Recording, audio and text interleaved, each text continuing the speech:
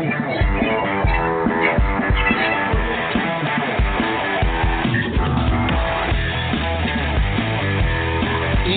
Radio presents Beyond the Bleacherz.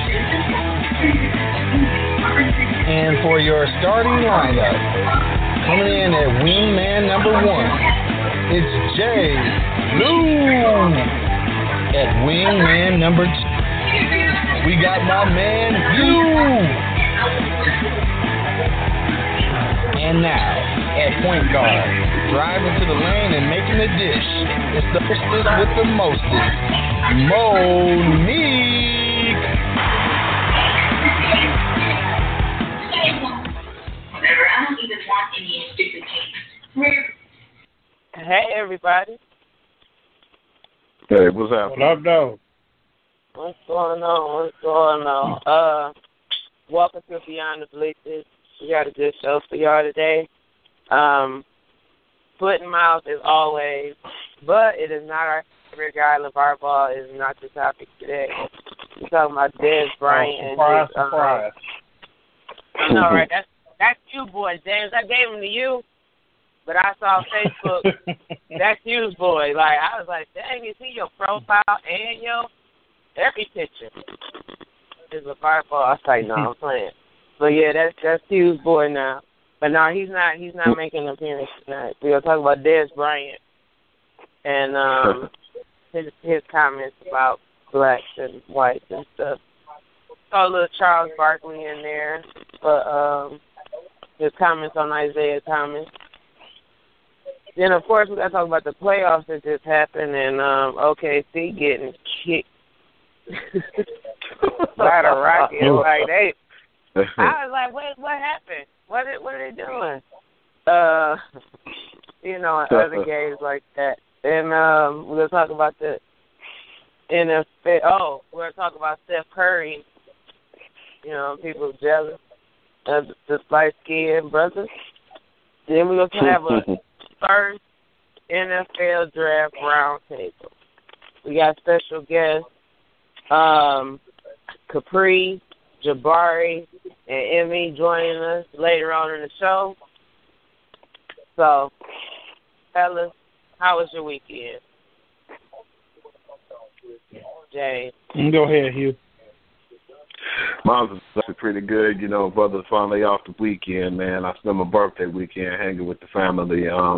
Got a chance to see one of my close boys, too, Mike Larry, do some comedy, man. I feel like if anybody hear about this cat, man, y'all definitely should go out and give him support, man. Very funny cat, man. I had a good weekend, definitely because I was off. So, yeah, it was thumbs up this weekend. Had a good Easter. No complaints. What you eat? Yeah, man. You know, I ate like basically chicken. I had some like chicken sausages. Damn near everything I ate wasn't pork. It was crazy. You know, I ate no pork. I had no ham and none of that stuff. You know, I basically had a pretty clean Easter. I say had some little potato salad. You know, some cabbage, cornbread, but yeah, you know, I ate, Thanksgiving with no hug. You know, that was actually big ups to me, you know. Hey, how was your weekend? It was cool. I had a typical old man weekend. Like I went to Buffalo Wild Wings, sat there, I brought my tablet. You know, I got a big ass tablet.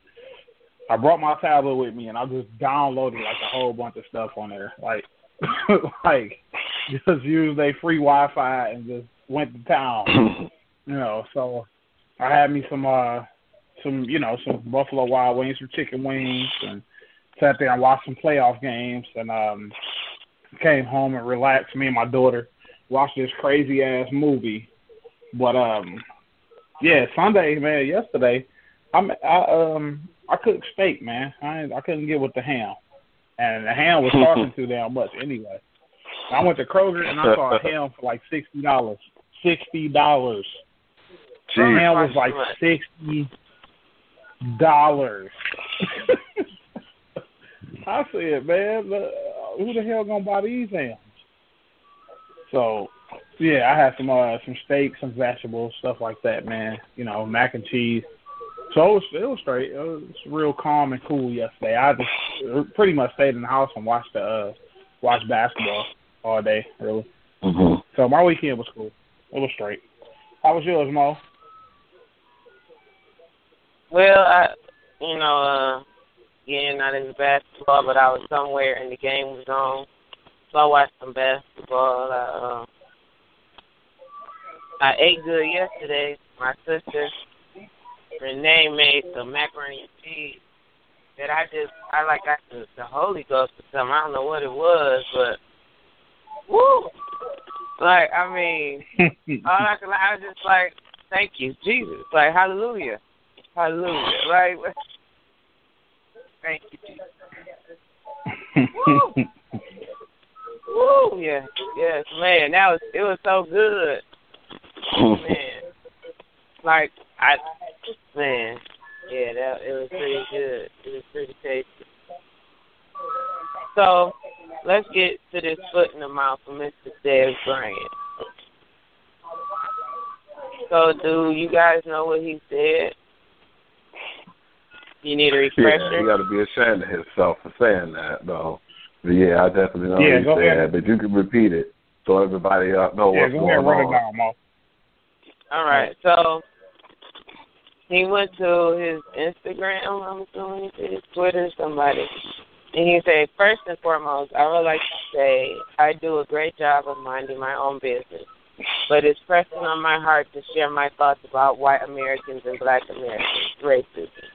I saw a person quote Charles Brown when he said, we as black people, we're never going to be successful, not because you white people, but because of other black people. I hate to admit it, but I understand that quote. So we should all understand that quote. Anyway, I've been racial profiled on numerous occasions, but not once has it influenced an ill feeling inside me about anyone outside of that issue. Real slavery is different from what's going on in our world now. We all, every ethnicity, have the opportunity to lead by example. Blah, blah, blah. It's like, no. Instead of making videos about the history of racism that get applause or people with influence merely doing things to post to social media, we should focus on individual accountability to be better as a whole. He was gone. I recently ran into a guy I grew up with who spent his childhood dealing drugs. While we were catching up, he shared with me that he wished that he could choose a different and better path. He said, seeing my perception is inspiring and encouraged him to do better. Real question is, what is wrong with being sophisticated and black? Why do we associate those who choose straight and narrow as not being black enough? Why was it that I was one of the first examples of success to my friends? We focus hard on fighting the realities that exist instead of creating our own reality. The ones who came before us, Martin Luther King, Rosa Parks, Malcolm X, paved a new path for us to follow. The struggles and hurt they endured created new life for us today. It is not our job to carry the burden, but it is our job to lead by example.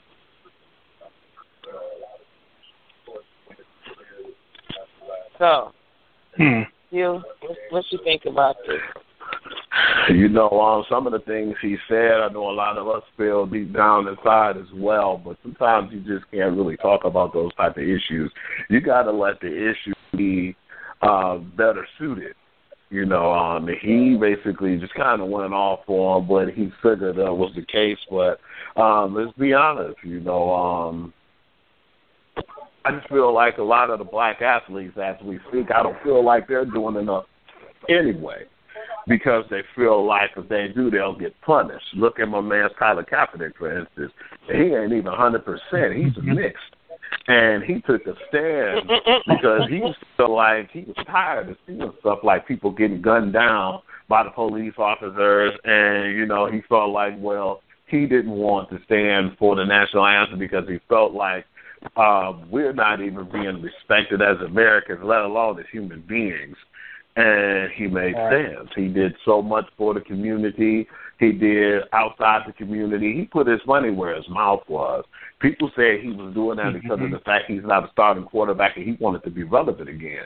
And this man did more than what they can say. And he basically brushed off any ignorance that some of these people, like Trent Dilfer, I'm going to throw his name out there because I think he's very ignorant. And I felt like when he said that, it pissed me off because it's like Trent Dilfer never really was relevant when it comes to NFL quarterback. He just had a hell of a team behind him. I just feel like him saying some of those comments was disrespectful. But let's get back to the point at hand.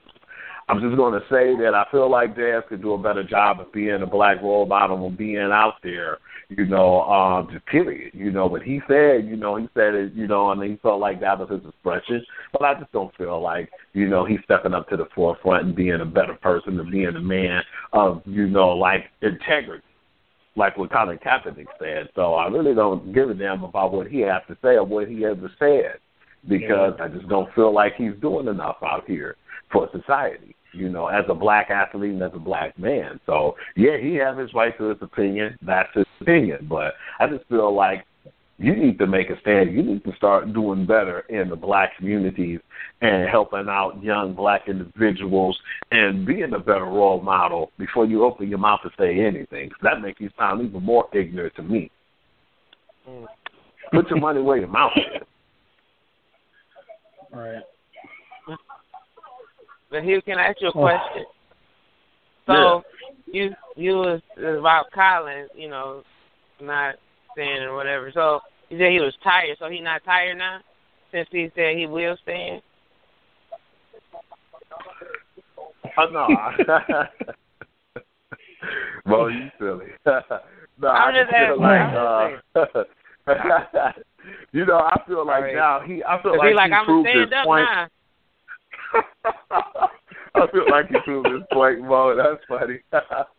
But I just feel like look what they're doing. Shit to say, man. Yeah, she did kind of undercut me, Mo, man. I thought we was mutual friends, man. I see how you get down. Now, I have to hit you with a couple of jabs shortly, but I'm gonna just let this one ride. Oh yeah, I don't think that shit.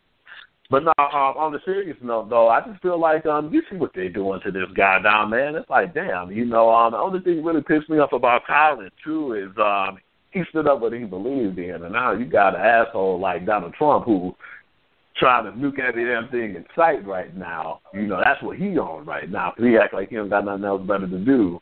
But the crazy part about it all is the fact that now it seems like when Donald Trump made those words about Colin, like, yeah, you definitely won't pick him up on an NFL roster because if you do, I'm going to come down with nasty tweets. It seems like now not only are the NFL, which I just really feel like a lot of those owners are going to basically get in line. And, as I speak, 100% of them are white. There's got no black owners in the NFL. And I feel like most of them are going to take suit and follow Donald Trump's lead. I would be surprised before the regular season if that man signed on and have a team. But I think that's the backlash of what Colin Kaepernick said, what he was doing. And that's why I feel like now he feel like he has to stand up. But, hell, I wouldn't stand up right now even though he proved his point. I feel like look at what is done now. I feel like he decided not to go with the 49ers. He possibly would have had a chance to go back on with them, but he wanted to try to go out there and join a team the way he felt like he could start.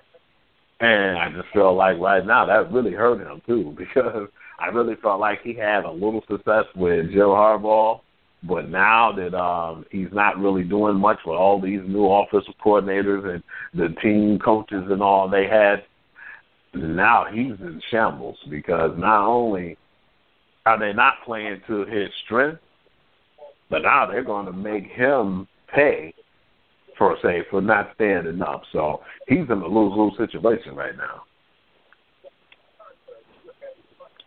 All right, Jay, what you think about Mr. Bryant? Well, when I read these comments, I was kind of numb to them. Like it didn't bother me at all at first. I was just like, okay. And then I was reading them. I read them Saturday, when I was, having my Buffalo Wild Wings day, and I read them yesterday as well, and then I read them right before we came on air, and I just let them kind of absorb. And where I can understand where he's coming from, as far as he's saying like you're kind of responsible for your own success, I can understand that to a certain extent. And what I mean by that is, you see baseball, football, basketball, we have no black owners really. Michael Jordan's the only black owner I know of in basketball. Magic Johnson owns part of the Dodgers in baseball. Nobody in hockey. I'm for sure nobody in hockey. The NFL, no, I don't think so. And that comes from a rich tradition of heirs, which means their father's father or whatever left them riches or something like that. A lot of those guys, a lot of the owners all around, just put them all together, a lot of those guys didn't come from nothing and just built themselves up to tycoons to the point where they can buy a sports franchise and become billionaires. A lot of those guys were and they inherited that stuff. So Dez was saying that his friend was saying, his Dez's success, kind of is feeding his fuel, to want to do better or whatever. You look at what success to a black man or a black kid nowadays, it's not being a doctor, a lawyer, or whatever. Success now is pointed towards being an athlete. You know what I'm saying? So, okay, the only way I can be successful is being a basketball player, a football star, or a baseball star, or whatever, and then I'll be popular and have money and that type of stuff.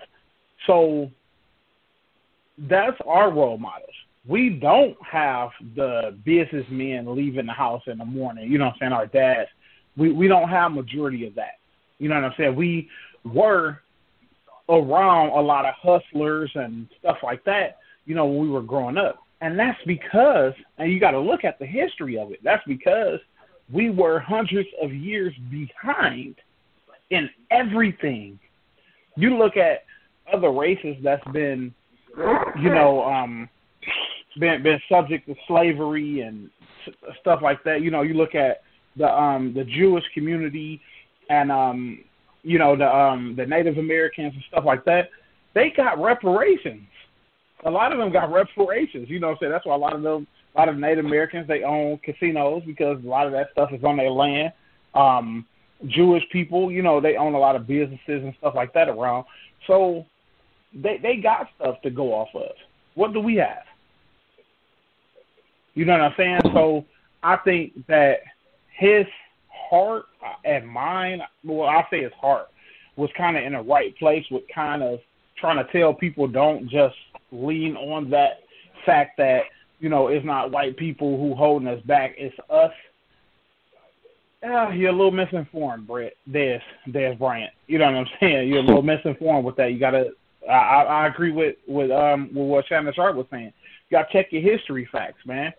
You have to check your history facts. Anytime you have to fucking march and do all this shit just to vote or just to be recognized as a human being, dude, you being held back by a certain, group of people. So, I mean, come on, bro. It just seems like his Twitter stuff was heartfelt. I think he was trying to encourage people to, go out and try to get what you want to get, but he just sounds uneducated as hell. And I agree with you. It just sounded like, like you ain't putting your money where your mouth is. You ain't doing nothing to go in those communities to help these young black men out and bring in, because you have celebrity status now. So you can go get doctors and lawyers to come speak to kids at schools and set up programs and shit like that so kids can have a different path, but you're not doing it. And that's because the white man controls the money.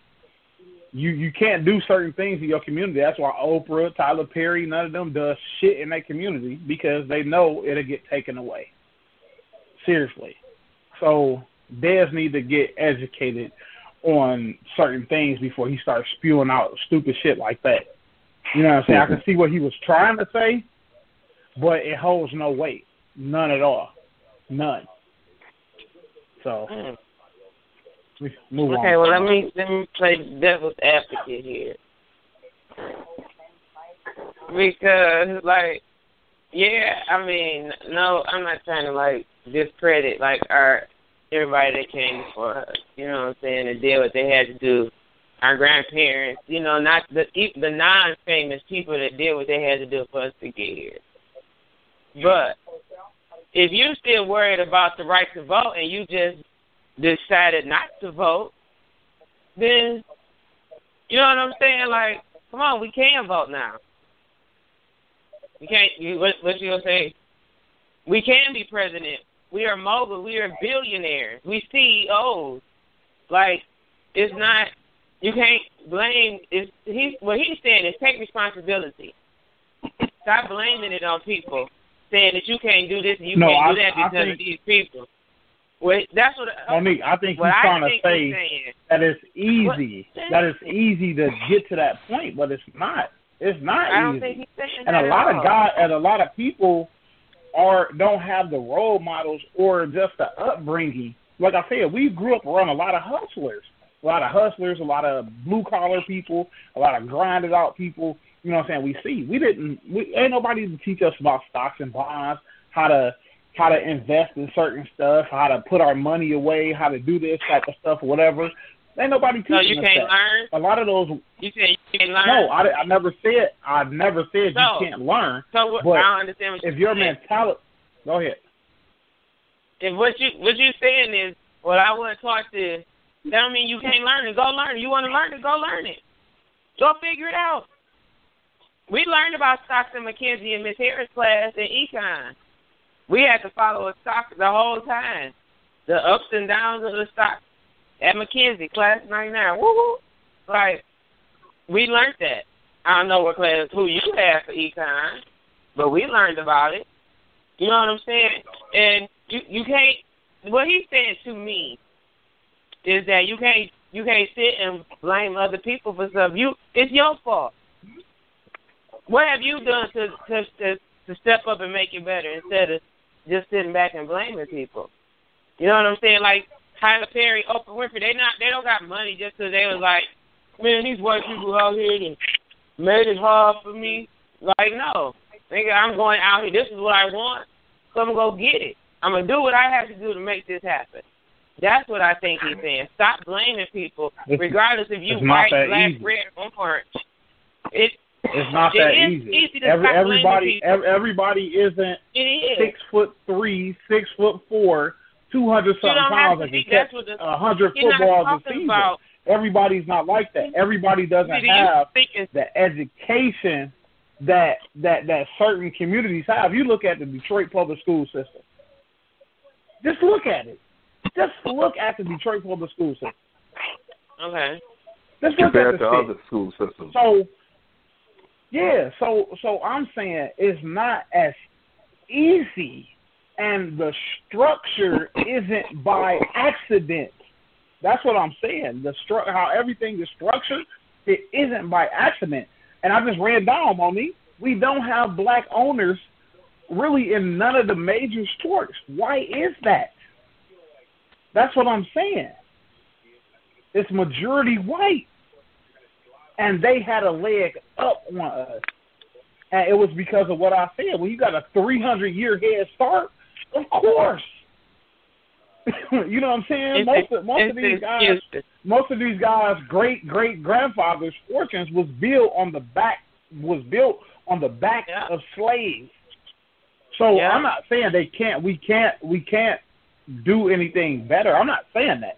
I totally agree with you on that. You know what I'm saying? Sometimes you got to will yourself to do stuff. And like I said, I think his heart was in the right place, but he came off as uneducated, as if it was that freaking easy. Like every school system teaches like this, or every school system is this, that, or the other. It's like this. Well, he's saying if you don't want to be fat, stop eating donuts all damn day and sitting down in front of your computer playing Call of Duty. If you don't want to be fat, stop making an excuse and blaming it on the donuts. Don't sue McDonald's because you fat. It's your fault because McDonald's didn't come to you. You went to McDonald's. That's different. So that's a different thing. You got people out here getting discriminated against though too, Monique. It's about blame. If you saying you making excuses and blaming. No. If I want to learn Spanish, that's what I'm gonna do. I'm gonna teach myself Spanish.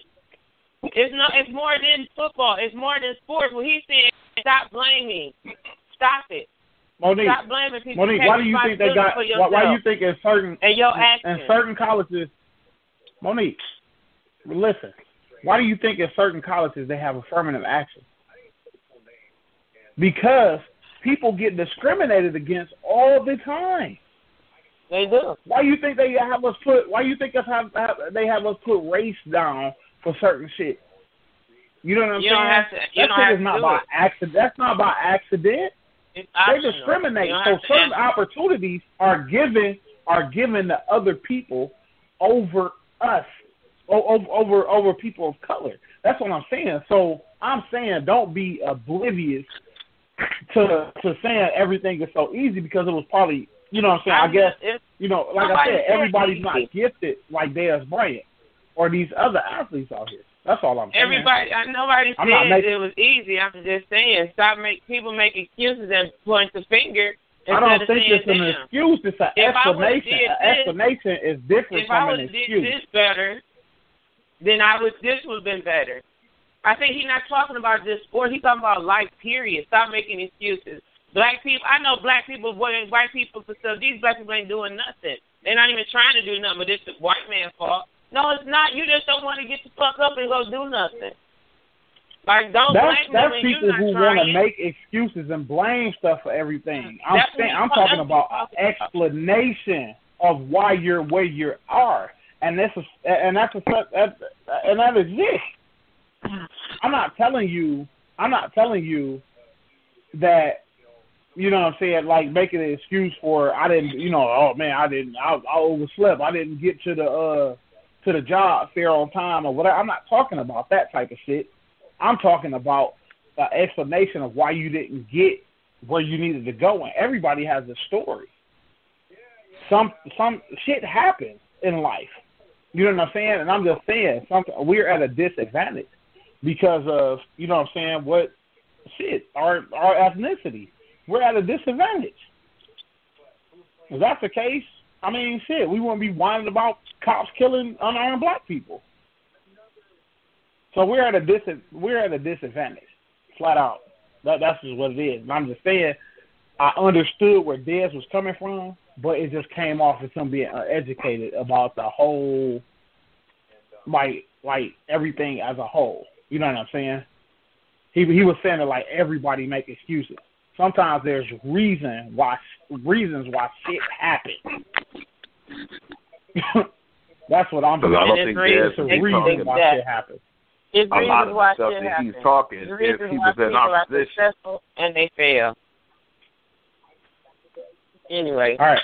So we need to keep going. Let's go to let's talk about Charles Barkley and saying that it's not a good look for Isaiah Thomas to cry on the sideline after hearing about his sister dying in the car accident. James.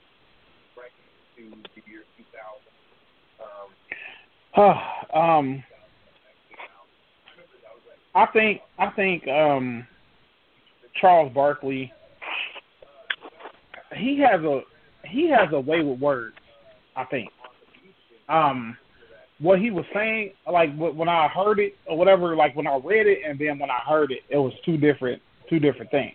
Like when I read it, I'm like, Charles, what the hell? You know what I'm saying? And then when I saw him saying it or whatever, I was like, oh, okay, I kind of get what he was saying. And he was saying that it looked like Isaiah wasn't in shape, like in a good emotional state to play in the game. And when he's like that, breaking down like that, he looks like an emotional wreck. And him being a leader of a team, that affects the whole squad. You know what I'm saying? Because they there for their brother. So it affects them as a whole. You know what I'm saying? It's emotional on everybody. You never know. His sister may have been around the team, knew the players, stuff like that or whatever. So it may have affected just more than Isaiah. So I think Charles' words, he twisted his own words. He made it seem like he was insensitive to what Isaiah was going to, but that wasn't it at all. I don't think Charles that fucking heartless. You know what I'm saying? To be saying something like that. You know what I'm saying? I think he was saying as far as why would you let him play when he breaking down like that after, you know what I'm saying? Like that's a traumatic experience. You know what I'm saying? Your baby sister passing away like that. You know what I'm saying? So it's hard. Some people can't play through that.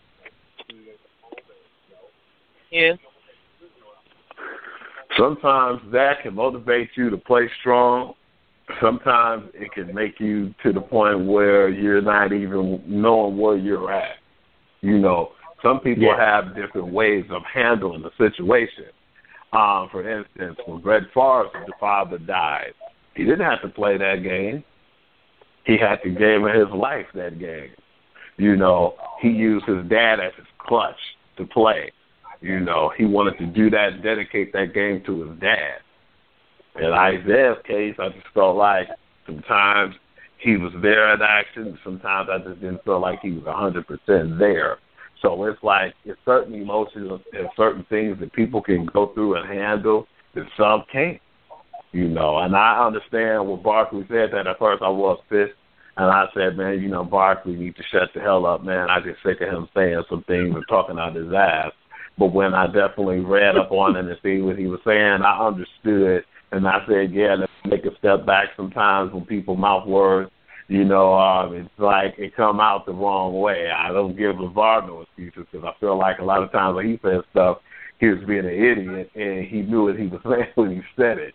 But with Barkley, he basically got a little bit more in detail with what he was saying, and definitely felt like that kid was rattled, and he basically in a situation just was emotional. But yeah, I feel like at first I was a little uncomfortable hearing him say that, but when I read it, it made a lot more sense, and I understood it more. All right, so let's talk about the NBA playoffs opening weekend. Like I said, I saw OKC get their butt kicked by the Rockets, and they were just shooting threes, missing. Both teams was. But Hugh, what you think? How was your the debut of the playoffs for you? It's really competitive games. I'm hoping all of them go through and be that competitive. You know, you had a couple of blowouts here and there. The surprise to me, though, was definitely two of them, one on the East and one on the West. The Pacers game, I really thought they could have pulled that out. I feel like at the end they choked under pressure. That was their game to lose, and they lost it. And I felt like that they could have had an advantage and kind of had Cleveland against the wall. But then I'm going to go with that Utah game because, damn, what the hell was going on? You know, and I know we talk about the Clippers and how they, once they got CP3 and they had Blake Griffin and they got some of these pieces like Jamal Crawford and they meshed and put all these guys together, they were a finely tuned athletic machine. And now it seems like that machine is breaking apart. Some of those pieces are missing. Some of those pieces are getting leaky and need to be patched up and need to be reconstructed. What I'm saying by that is I just really don't feel like they should have lost that game. And I'd be damned if y'all lost the game without their starting center, Gobert. I was really surprised to seeing that. Because I felt like, oh, man, Gobert hurt. Man, damn, he got hurt at the beginning of the game. This is going to be a walk-through game. Then when I looked at it, I said, damn, this game is too close for me because I feel like this is something they should have really taken advantage of. that's like one of them, you can go for the jugglers, and they just didn't take advantage. And if you see the frustration in Chris Paul's face, boy, I feel like they all collectively didn't play that well. So, yeah, that was a shocker game to me. And I feel like that's one of the reasons why I feel like the Clippers definitely should, reboot and then rebuild that team. The Spurs are the Spurs, so I don't really have nothing to say about that in the Grizzly game because that's one of the major blowouts that on the 15th. But the Raptors, that's another team who's been in the playoffs for too long to not know what the hell's going on. They need to get it together. It's either they got out-coached or just they got outplayed. But then I feel like, too, with those young guys on the Bucks, man, a lot of people don't give them attention. They will pay attention now after that game because not only did they play exceptionally well, but their leader is a 22-year-old kid, Giannis Antetokounmpo, and I feel like, man, that guy's only 22. I can't imagine what he's going to be in the next 2-3 years. He'd probably be the best player by age 23, and therefore, I just feel like from 23 and so on, he definitely could be considered the best player because how he took that team under his belt, and they basically answered the call. But, yeah, really was surprised in that game, and I was proud of them kids. So, yeah, that was the day one, and I was happy to see. It was actually some pretty competitive games besides the blowout game. But, yeah, I felt like the East was just as competitive now. So, James, what you think about the weekend? Make it short and sweet. The playoffs are going to be interesting. This first round going to be interesting. I didn't see that blowout coming last night with Houston and OKC. I didn't see that blowout coming. And Jabari, yes, I did. I sent the whole text out to you, Emmy, Capri. Emmy and Capri got it. I don't know how you didn't get it. Shit. Jabari getting on my damn nerves already. But, yeah, I said 6:45. That's when we're going to start our segment. But, anyway, yeah, man, I think I didn't see that blowout coming at all. Milwaukee and Toronto look like they're going to be a real good series. So, I don't know. I think Cleveland dodged a bullet. I think now they're gonna end up they might end up sweeping that series with Indiana. And shit, I'm just looking forward to more basketball. I didn't see San Antonio beating the hell out of Memphis like that. I thought because Memphis usually matches up well with San Antonio.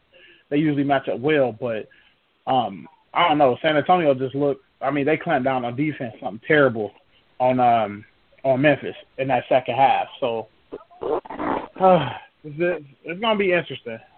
Nothing else really stood out to me. Just I think Portland played Golden State better than what I thought they probably would. And that backcourt, that's a hell of a backcourt. I'm trying to think which backcourt is the best right now. John Wall, Bradley Beal, Clay and Steph, or McCollum and Damian Lillard. Those backcourts, man, are evil. Those are evil, just villain concocted backcourts. Like for real, like Dr. Doom. Like Dr. Doom made those backcourts, man. I swear to God. But but yeah, man. I think that's going to be an exciting series. It was real physical. Washington and Atlanta, they were very physical. Oh, yeah. Very physical series to start off. So I'm looking to see where that goes. And tonight you got game 2, Cleveland and Indiana. And I forget. I know it's a Western Conference game. I think the Spurs and Grizzlies play tonight, if I'm not mistaken. Game 2. But yeah, man, I'm just looking forward to the playoffs. Playoffs look like they're gonna turn out to be good in this first round. All right. So, are your people ready? I'm very a bit early. So, we're gonna do something different right now. First time roundtable discussion about the NFL. Hold on, let me make sure. Let me make sure everybody call in first. I was just talking about it before. Oh, okay. Go ahead. I'm sorry, sweetheart. I'm being nice to Monique today, everybody. Anyway, we got some folks calling in. Jesus. I'm away. Okay. Yeah, so we got Jabari already on the damn line. No, Capri listening to us, so I know Capri gonna call in a second. And we got to get I call him Morris Chestnut because he looked like Morris Chestnut, Emmy. So hopefully Emmy will call in a second. All right. So again, we got a roundtable discussion coming up about the NFL draft. Football. So we got several topics. We're going to be a 5-person discussion. Everybody's going to get a certain amount of minutes to talk about each topic. So we got stuff like who's the best overall. You know what I'm saying? Like who gonna make the best impact. So I think this is all important because football is the most important sport ever created, ever played. It is. So let me tell you something. Let me tell you something. Let me tell y'all something. Capri and all y'all, Jabari. You know, Monique texted me yesterday when I was it Saturday night? I think it was probably Saturday night or early Sunday. She gonna text me when I was telling her, you know, we having a whole round table or whatever about the draft. This woman texts me and says, "What about baseball?" Really? No. Really, Monique? Tigers. She said, "What? Because nobody don't care about no damn Tigers." Yes, they do. Detroit. You got to represent Detroit, regardless of what the sport. We now, not just a Detroit-based show.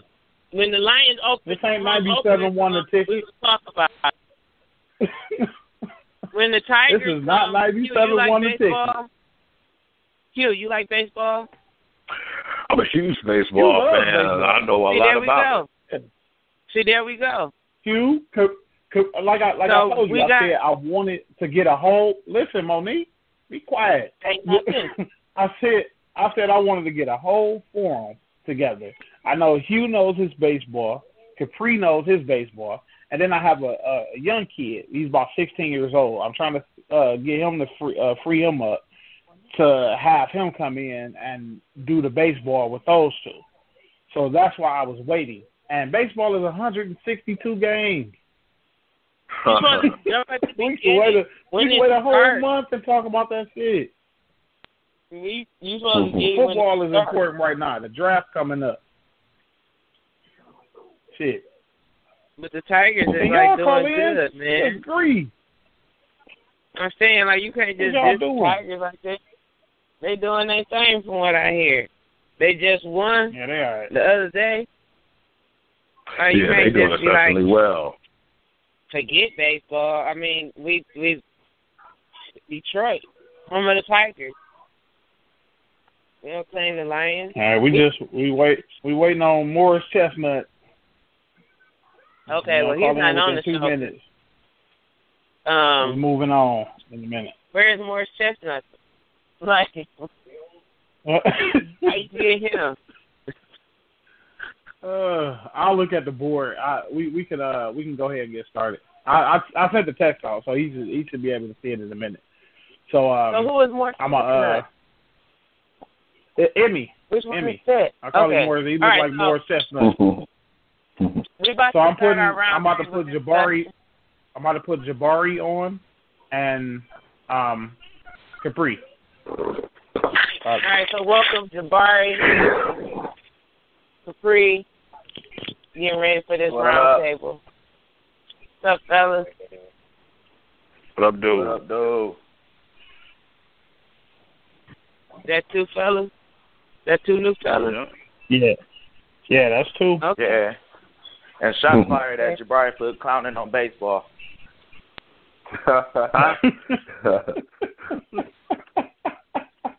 Shots fired, dude.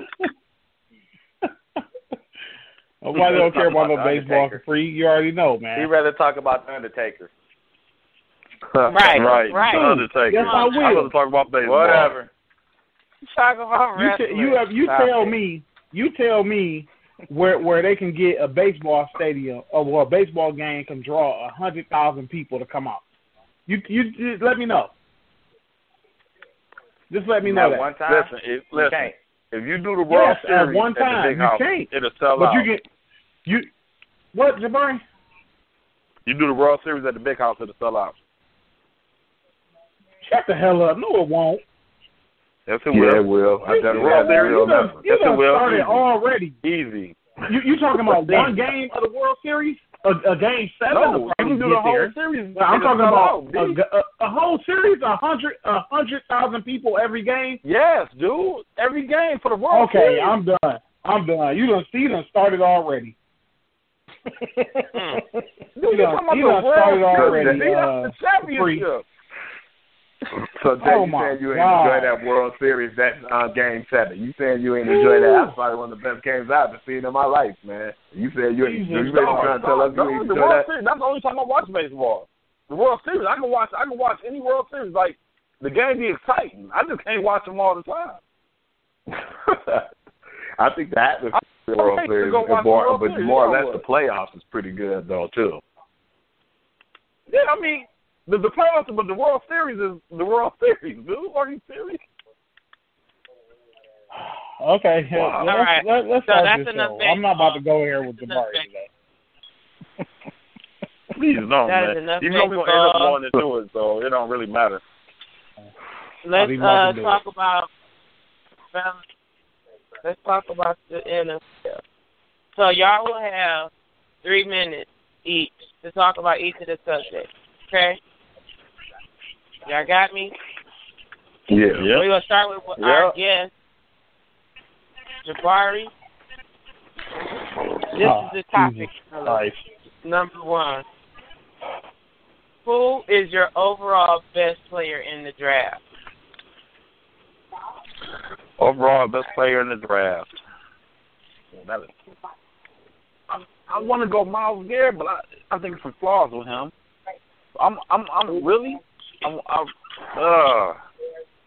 Because to me, the best players are in the back of the draft, not in the front.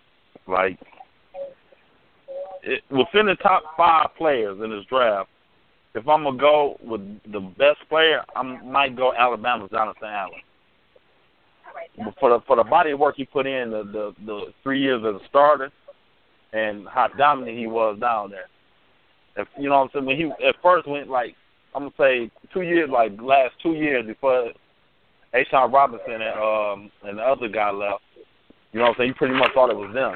But he still, you know what I'm saying, even with them gone, he still dominated. So I'm going to go Jonathan Allen, man. I really think he's probably the most dominant 5 technique in that draft.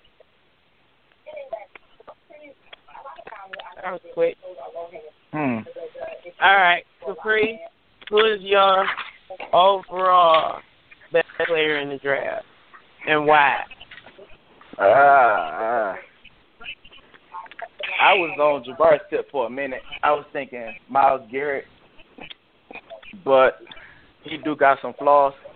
I'm gonna go out on a limb, and I think it's gonna be Jamal Adams. I think he's the like best player in the draft. Safety Yeah, I from like LSU, man. He's 16 boy. or 4 or 5. He can play. He started in the slot his freshman year. He played some slot, so he can cover the slot, but he can go sit in the box. He want to hit. He can cover that deep ball. He can patrol the center. So I'm gonna go Jamal Adams. And low key, well, I'll say that for later, because Jabari just hit on somebody. I'm gonna say that for later. So my best player in the draft, it's gonna be Jamal Adams. All right, Mr. Lewis, best player, best overall player. It's coming down to two people for me. I was looking at what Capri was saying, Jamal Adams. I like him a lot. He had a real good combine. His combine was stellar. I really like him. I think he's going to probably end up making the biggest impact on his team in the secondary or whatever. But you know what? I'm about to go out on a limb, and y'all might look at me like I'm crazy. But I really, really like Derek Barnett from Tennessee. I think he might end up being a game changer for a team that needs a good pass rusher. He has been known to turn it on and off at Tennessee. Like he doesn't play he plays to the level of his competition. He doesn't play above.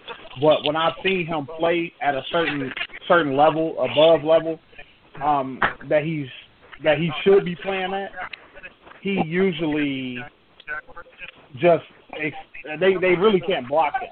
And he's a big quick guy coming off that corner. I hope they don't move him on the inside, but I think it's either Derek Barnett or Jamal Adams for me. I'm leaning more towards Jamal Adams, though. Okay. Hugh? Me, I'm going to have to go with Alabama, too, on one of their players, even though I was a little disappointed because in the combine we heard a lot of issues about this kid. I hope that he had his mind stayed on because it seems like his head wasn't there. When he got kicked out of the combine, I said, damn, what is his problem? I really thought he was going to be that guy. That was the only thing he disappointed me on, which I think is going to probably hurt his draft choice. But I feel like if he goes to a coach who got his head on strong, is like a really strong locker room, that he's going to be okay. I know y'all already know who I'm about to say, but Reuben Foster, man. Huge fan of Reuben Foster and his body of work. One of the better linebackers, man. And I feel like from him being at Alabama, that's going to have him more disciplined, and he'll be NFL ready, too. So I believe he can come in as a rookie and start for any team. It's just he needs to get his attitude in check. But besides that, I definitely would like to say Reuben Foster is the guy who I would like to pick in this draft. All right. Has Emmy joined us? Nah, Morris Chestnut ass, man. He probably had a photo shoot or something. He said he just called. Man, you did not call Morris Chestnut. Hold on, let me see. All right, let's. Why are you calling Morris Chestnut? Like, what do he look like? Let me see. Let me Facebook it. But so we're gonna jump to the next one. We're gonna talk about which position group is the deepest in the draft. Like, which group is more represented in the draft? We're going to go to Capri this time to start us out.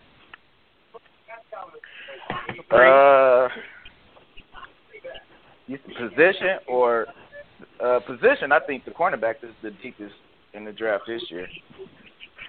You said the corner? Yeah, the cornerback. Well, pretty much the secondary as a whole, but the cornerback specifically. This is probably the deepest draft in a long time. You got height, you got speed, you got agility. I mean, it's a ton of. I think cornerbacks maybe 15 deep that can actually contribute this year. So I think by far the cornerback is the deepest in the league. I mean, the deepest position in the draft this year.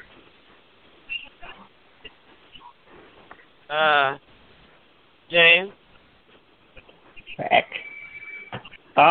Man. You know what? Because I haven't seen it in a while.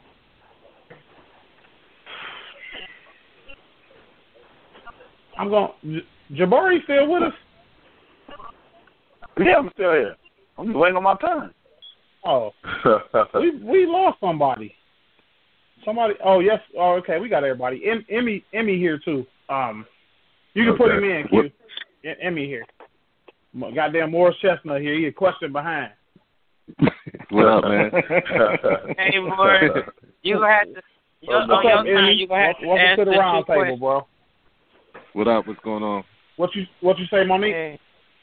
I said on his when we get to him, he gonna have to answer 2 questions. Okay. All right. For me, you know what? I was leaning towards what Capri was saying again. Capri, get out of my head like that, man. But since it's been a long time since we've seen it, I think running backs might be deeper this year, man. You got some that's gonna go in the first, Leonard Fournette, Dalvin Cook, Christian McCaffrey, and then you got guys in the back of the, a lot of guys in the back of the draft who could get picked up too and be, real gems for their team. So I'm gonna go running back on this one, man. I think running back is a little bit deep enough this year to have a good rookie class. It's deeper than the corner. From my perspective, I think it is.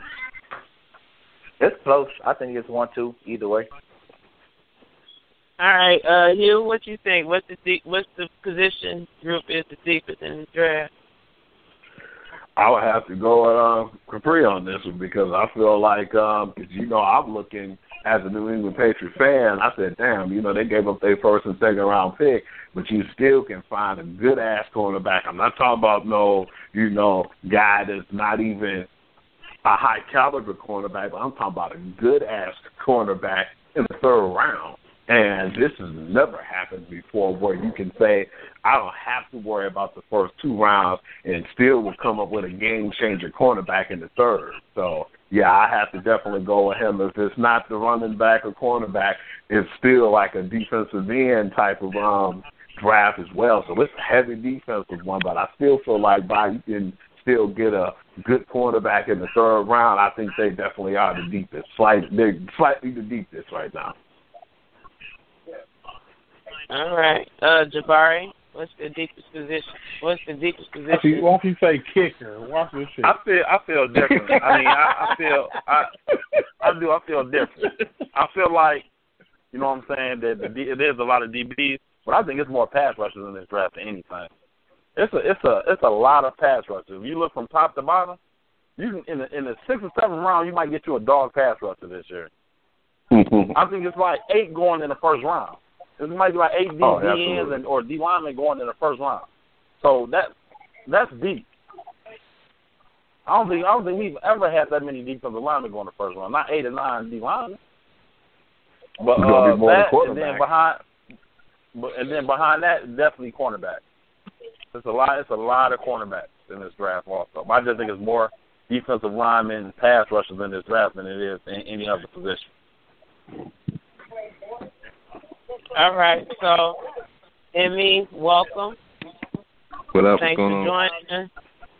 So you got your first question is, who is your overall best player in the draft? I honestly think Solomon Thomas is going to be the best player out of this draft. I know everyone's talking about Myles Garrett and everything like that, consensusly number 1, but for some reason I just think Solomon Thomas can play all the positions on the D-line. He's got a motor. He's powerful. He's strong. Kind of compact, too, which is good to get underneath those tall linemen and such. So, I don't know. He dominated in college, so I just think he's going to be the best guy. Myles Garrett, I don't know. He's going to the Browns, so we'll see. But I still got to go with Solomon Thomas on that one. All right, so next is, which position group is the deepest in the draft? First round is corner, definitely corner, and that's not even including got his name, I think, from Washington, the guy who tore his Achilles or something like that. It's not even including him. So there's like 7 guys that could have been first rounders. Receiver will always be probably the deepest because there's always good receivers coming out of college that you can plug in and play. So it's probably going to be receiver overall, but first round, definitely corner. All right. So let's go to our next question. We're going to talk about rookies. which rookie will be considered a bust for a team this year? Oh, yeah. Who is that? You go first. I don't know the voice. Oh, I go first? Yeah. I can go first? Who you talking about? Was Who last? is that? Thank you. You. This is Jabari. Jabari. Listen to this. Going. Listen I to know these this numbers. is going. Excited Listen to these about numbers. that. Yes, listen to these numbers. 57 carries, 145 yards, and 1 touchdown in 3 years. Don't In start 3 that, years. man. Versus Alabama. Top up is Leonard Fournette. I don't care what he did. I got you on that one. He showed up 240. He couldn't jump in the vertical. And these numbers versus Alabama mean everything. Listen, I was wrong about Ezekiel Elliott. I was wrong about Ezekiel Elliott. And that was more because I'm more Michigan biased. But when Ezekiel Elliott played Alabama, he destroyed Alabama. You knew he was an NFL running back. When you watch Leonard Fournette versus Alabama, as soon as they hit him, he don't want to run no more. And I'm sorry, NFL is going to be way harder than Alabama. I don't care what he runs. He don't look like he don't look like he want to play when his last year. None of that. I'm sorry. I think if you draft him in the first round, you draft him in the bus. 57 carries, 145 yards, and a touchdown in 3 years. 3 years. Capri, you knew it was coming. One You knew it was coming. I smelled that coming a mile away, man. Hey, that could be true, but I don't think it'll be talent. I think it'll be his injury history because he's already coming in banged up. He's got miles on him too.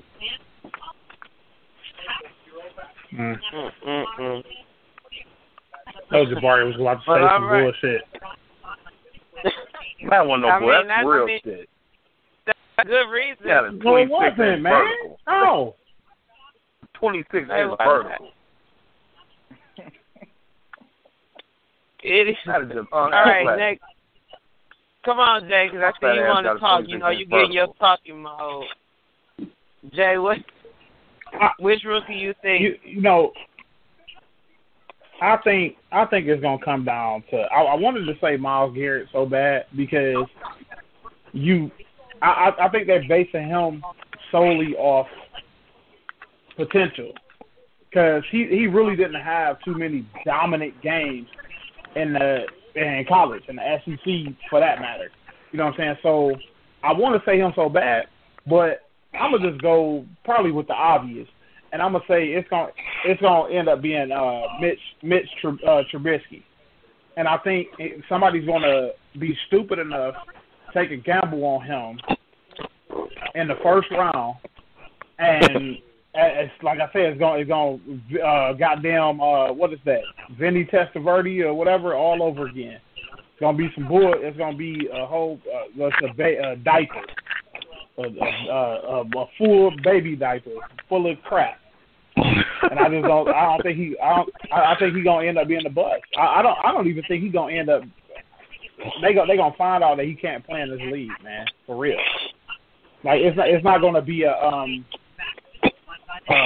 situation where I forget his name, but the Cal quarterback that came out last year. I don't think where he gonna have to sit and whatever. I think Trubisky's gonna get thrown right in the fire, and I think that he gonna fizzle out. So it's Trubisky for me, man. I just don't think. And I think Leonard Fournette gonna be up there, and I think Fournette gonna do his thing this his rookie year. Damn what Jabari just said. Okay.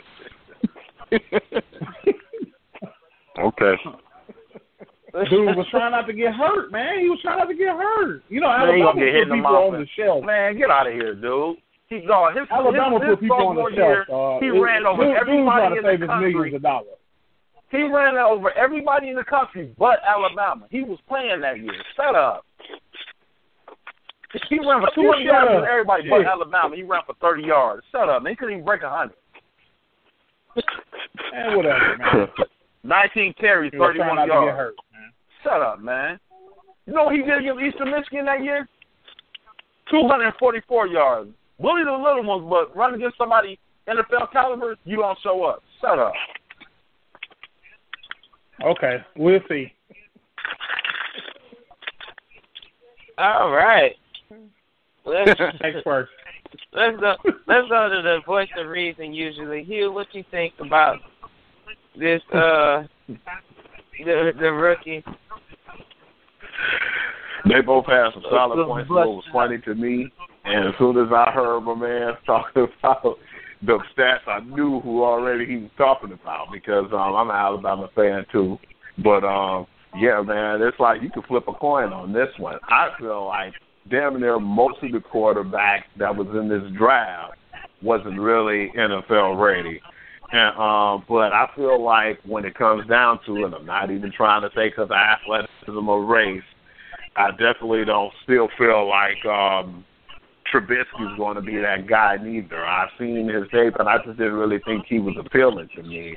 I didn't even think that he should even be drafted in the top round. I think at the most that Trubisky should be like a third-round draft pick, maybe a fourth-round draft pick. But like Jay said, somebody going to give him a chance, and I believe what's going to hurt him and his stock now, somebody's going to look at it like, well, our team is struggling, and we draft this guy so high, we're going to put him in the game and let him perform, and that probably crushed his confidence right now. And he's one of the guys who I really don't trust. But what's going to hurt Myles Garrett, and I think it's not fair for us to pinpoint this out on him, and we all know this, I don't think nobody's going to really have a fair chance in Cleveland. So that's one of the worst things that can happen to anybody in this draft, being drafted to the Cleveland Browns and that terrible organization.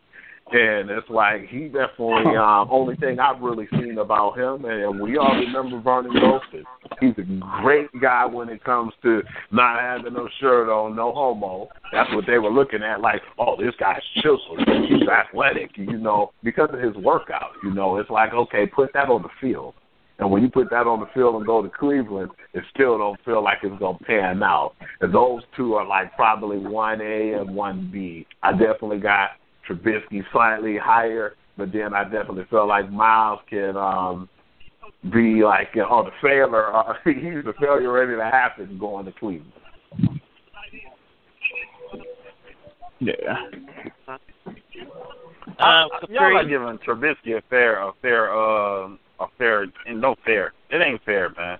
Shut up. Okay, go ahead, Capri. I can talk later. I'm about to say something stupid.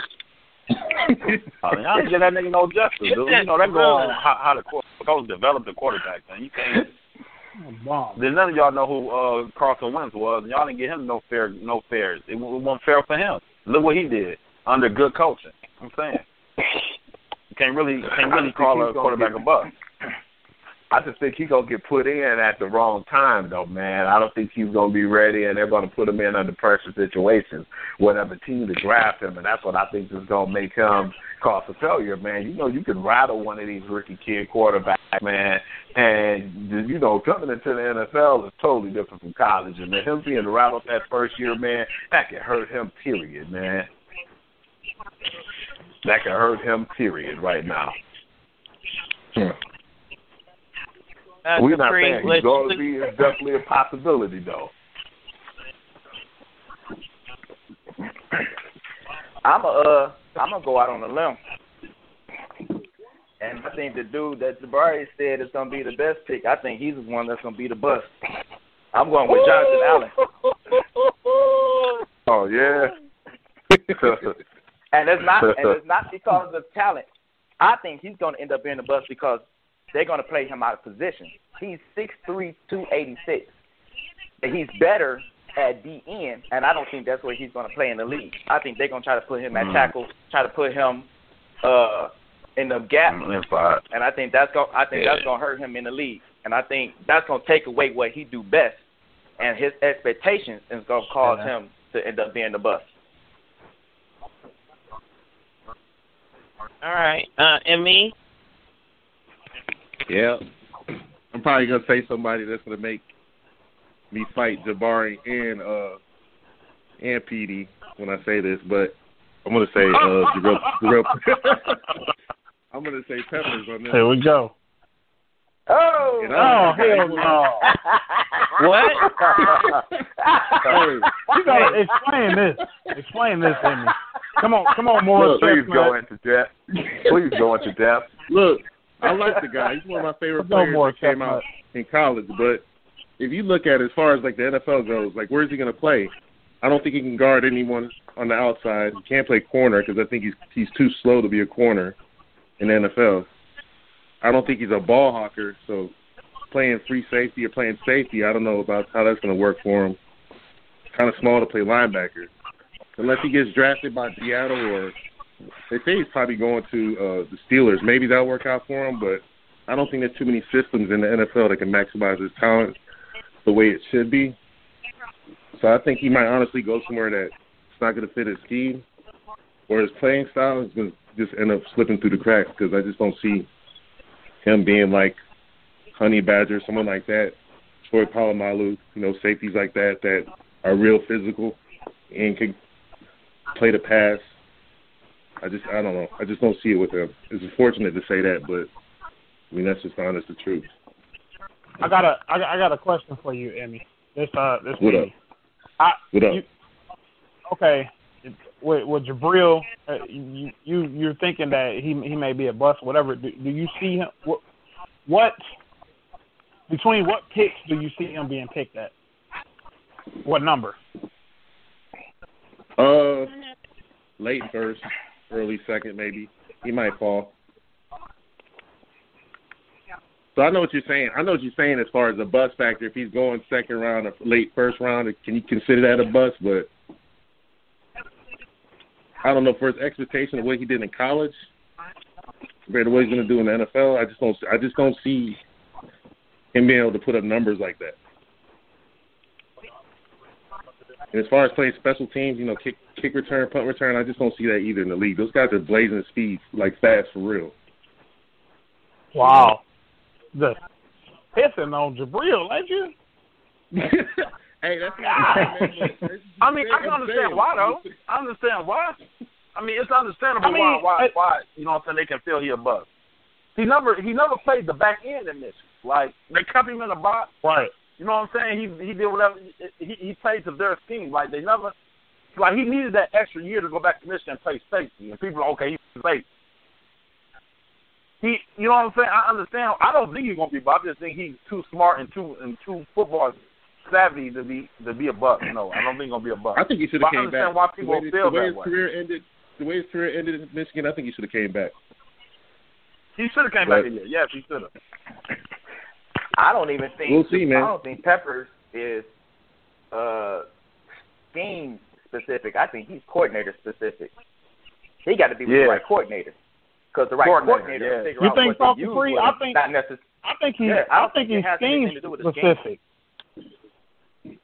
Man, really? I think he'll fit in at a scheme than he would with a certain coordinator. He'll be perfect on Seattle. Jabril Peppers are going to the New England Patriots. And he'll be a Pro Bowler immediately. Right. Yeah. I'm telling you where he's gonna go. Everybody's gonna pass on him in the first round because they don't know what to do with him. Except Bill Belichick. Bill Belichick know what he want to do with him now. You could have put him in that spot yesterday. That's what I'm saying. Like, it just depends on where he goes. I think there's more chances of him being a bust compared to the teams that he can go to versus a handful that standing out. Like you said, depends on the defense you go to or the coordinator. Yep. But my thing is, if you're not a top 10 pick, are you really considered a bust? Yeah. See, I see you talking. Right. Back. All right. I got another guy possibly, which I think is ridiculous, that might be going in the top 10, and that's I don't know, Christian McCaffrey. I cannot see him going to Carolina. Keep seeing their name pop up. I don't know how Christian McCaffrey's going to play in Carolina. I just do not see that at all. Maybe somewhere like the Saints, somewhere maybe, but I just don't think. Hey, that's my impact rookie of the year. All right, fellas, we got to go to the next topic, and that is which rookie will have the biggest impact his rookie season. There you go. My man already said it. Emmy, we going to start with you, Emmy.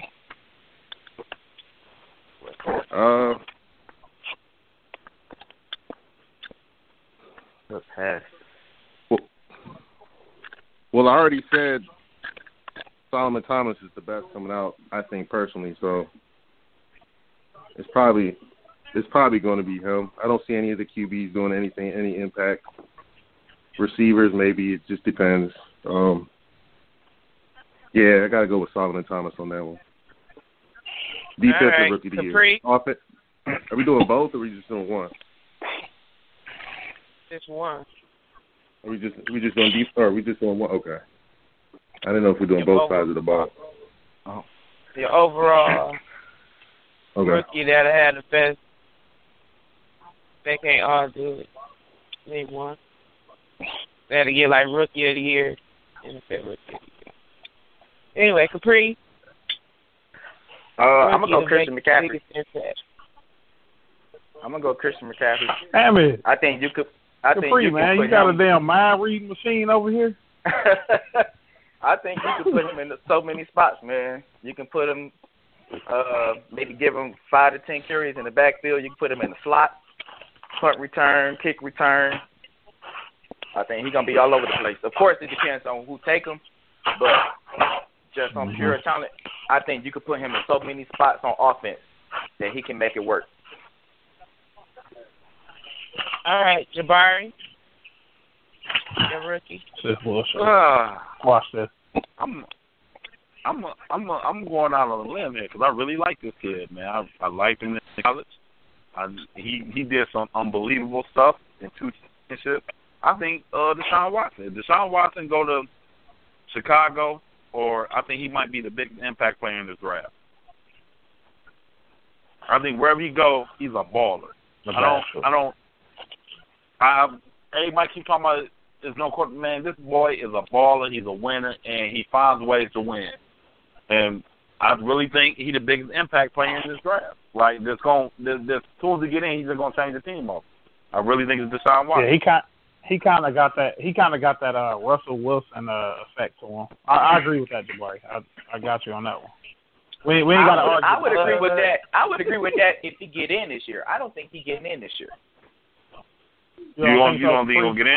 He might I don't get think some clock, man. I don't know if he get.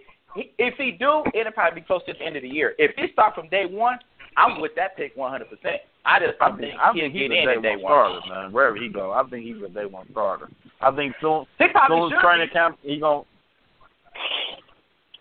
And he added all that weight. He up to 225. Yeah, he gonna get in there. He probably should be a day one starter, based on the teams that need a quarterback. But I'm not so sure if they're gonna put him in there that early. Yeah, possible that. James, I was going to ask you, but since Capri answered for you, nah. It's pretty much. I mean, but I elaborate a little bit. I mean, my pick is Christian McCaffrey too, because he's the modern day slash. I don't think he can play quarterback, but they is calling Cordell Stewart that back in the day. But I mean, he can play running back, kick returner. You can put him out. You can put him out in the slot. You can catch the ball, and he's so explosive in the open field. So I think that I really feel like any team that drafts him, they're gonna get a box of dynamite, man. Just straight up instant dynamite with Christian McCaffrey, man. And another dude I think that may do some stuff too, man. Too is that may surprise people. I think O.J. Howard might do something for somebody, man. He might be a blessing in disguise for somebody. I wouldn't overlook O.J. Howard, that tight end from Alabama. He don't bring it every game. He don't bring it every game. That's the only thing with me. He don't bring it every game. He kind of reminds me of who was the guy from Jacksonville, Mercedes Lewis, a little bit. He kind of reminds me of him. Mercedes is kind of hell no. I want to say. No, I'm talking about as far as Mercedes take plays off too, man. He take games off, but when he turn it on, true. Mercedes gets down. But O.J. Howard, he about the same way, man. And O.J. Howard could be a tweener too. You can put him out on the slot too. Play him on, you know what I'm saying? Him out. Howard is like a Devin Funches. Yeah. Yeah. Yeah, you can put him out there. Hey, He can play receiver too.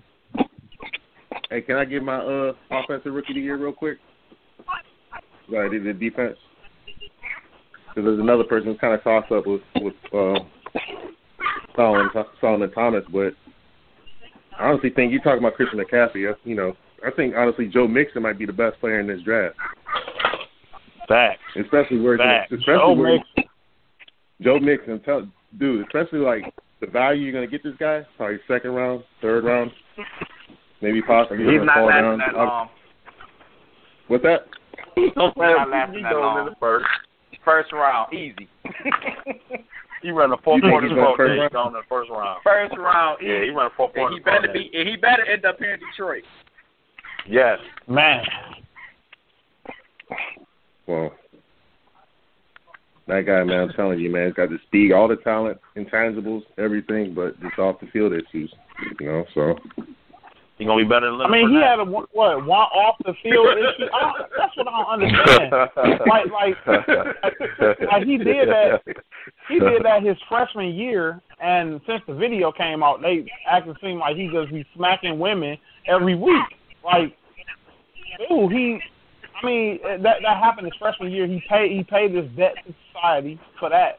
You know what I'm saying? He got in trouble for that or whatever. And then since the tape got released, now they talking about his off the field issues. He hasn't had an issue since then. That's when he was 18 years old. Oklahoma made sure they played him though.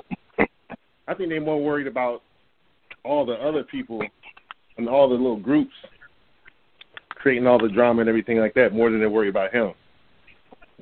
They probably know. They talk to the kid. They know. They probably know he's squared away now. They know he does all in his past, everything. They probably know it's a one-time thing, but they're worried about all the groups and everything, all the controversy because of Ray Rice, about all these magazines, TMZ, et cetera, that's just going to be, covering this off-the-field issue over and over and over again. So that's what they're worried about. Oh, my God. That's political crap. It's PC bullshit. Let them all worry about him. We'll take him. Yeah. We'll take him. Hey, Hugh, you what's up? Right. Did you say yet? Hugh, what's up? No, I'm trying. I left my buddy out. Yeah, I still feel like I'm gonna go with one of Free's picks. I think Jamal Adams is gonna be a big impact player. Definitely, I could see him going to the Jets because the Jets are in the rebuilding mode right now, and they need starters now. And I think he can go over there and flourish over there because he's like one of the best players in the draft. And I think that he can go over there and make an impact. He got a hell of a coach. And I feel like just for the coach, as a defensive mind coach, too, I still feel like that will make him even in a better fit to go to the Jets. I definitely will go Adams. But then again, if I had to go with my offensive player, because I know that everybody's been putting in their offensive players, I would go Mike Williams as well. I would like to see him fall to someone like the Bengals. Because if he goes to the Bengals or somewhere like Arizona, I think that would be a good pickup because they really need, well, more or less, I think the Bengals need a distraction. Still ain't going to win. I think they need a distraction though from Green, man, because Green is a beast, man, and then most times when they cover Green, man, it ain't like nobody else gonna really get there. I don't have faith in Brandon LaFell like that. He might be a third option at best, but I think he's gonna have to move over for Williams, man, and I think Williams gonna go over there and flourish, get a little bit of that, stress off my man's Green back, man. So yeah, man, I would have to go with Mike Williams in that position. I would like to see him go to one of those teams, but I think he will fall to the Bengals though, or he'll go to the Bengals. Corey Davis over AJ Green don't want him. He not getting AJ Green don't want Mike Williams for the Cincinnati. Mike Williams gonna make them get rid of AJ Green. Mike Williams is special. Mike Williams is special. Corey Davis he over is, Mike man. Williams. He legit. Give me Corey Davis over Mike Williams? Yeah. Shit, I think I like John Ross over Corey Davis. I think I like John Ross over Corey Davis. For the simple fact, Corey Davis ain't never had nobody throwing to him, and he did the numbers. Got to look at that. Yeah. Yeah, A lot but of that quickly stuff was speed on him. dudes That don't wasn't usually even a stand out in quarterback. the NFL. And he's Right. a big physical dude too, man. You know, and What? that's just You can't mess with Clemson receivers these days. They have been receiver used. I'm LSU. All right, I don't know, man. Is John Ross really that good, man? Yeah, man. I know he's He's just a deep threat. He's got a lot of drops. As far as a combine workout guy, you saw the numbers he put in the combine. His highlight tape is good too, like that. But he got a lot of drops. Yeah, we'll see we'll see. Yeah, we have to see because they compared him to Deshaun Jackson, man. I don't know about that one. Man, ain't no DJ. A tough dude. Like that's a different. Like Deshaun Jackson is a different caliber guy, man. Like you know what I'm saying? Like that's some different stuff right there. So I don't know. He's just fast years too, It's just man. eyes as quick as It's a hell of a speed. comparison. Hey, but Deshaun Jackson was playing. He was playing with I don't hear drops the too. dog in Raw. Like him and Steve Sims little, but What they was got that last that dog time? in. You don't hear that in Raw. Yeah, that's what I'm saying. All right, so we like to jump this one off. We're gonna start with James. Who should take a chance on a quarterback in the first round? Who should or who will? What was it? Who should take the chance on a quarterback? Shit. It's a lot of teams that need quarterbacks. I mean, the Jets need a quarterback. Cleveland Browns for sure. San Francisco need a quarterback. But I really think they're not. I don't think they're going to give Hugh Jackson in Cleveland his wish right away. I think the first team that's going to take a quarterback, I think it's going to end up being San Francisco. I really do. I think it's going to be San Francisco. I wanted to say the Jets, but I mean they hell bent on starting McCown. So I think it's going to be San Francisco. And if not, I think because Cleveland got 3 first-round picks or some crap like that. Two. They got first and 12 okay, overall. 2. Yeah, so probably with that 12th pick, they probably come back and get a quarterback. But it's going to be between Cleveland and San Francisco. That's my guess. And then I'm telling you, it's going to be Mitch Trubisky. I think it should be Deshaun Watson. I think it should either be Deshaun Watson or Kaiser. I like Kaiser a lot. He got a lot of potential, but his psyche don't seem to be right. Some kind of, I don't know. It seems like he kind of goes in left field real quick. Like he's too emotional, I think, to be a quarterback. Like super emotional. But I like his talent level. Man. Kaiser and Deshaun Watson will be the quarterback for me, but I think Trubisky gonna be the one that they gonna get, and like I said, he's gonna end up being the bus. But yeah, that's what I think. San Francisco or Cleveland. All right, Hugh. I think that if it don't be, because I think Cleveland gonna get one. If not the 12th, they're gonna probably go and reach for one for the second round. But if it's not San Francisco, I'm gonna throw my head out there and I'm gonna just take a guess. The Texans, man, because the Texans kind of missed out on the Tony Romo sweepstake, I guess, and then ain't really too much they're missing out on.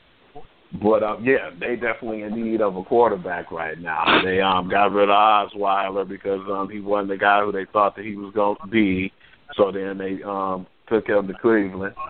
But now I definitely think that they're definitely going to gun after a quarterback in the first round. That's the main team. I think that's what they want to do right now. But because if they couldn't get nobody by now in free agency, they're going to go for a franchise quarterback. All right, Capri. I think Cleveland's going to be the first team to take a quarterback, but I think it'll be with the 12th pick. But I'm kind of torn. I think it's going to be either Deshaun Watson or Pat Mahomes.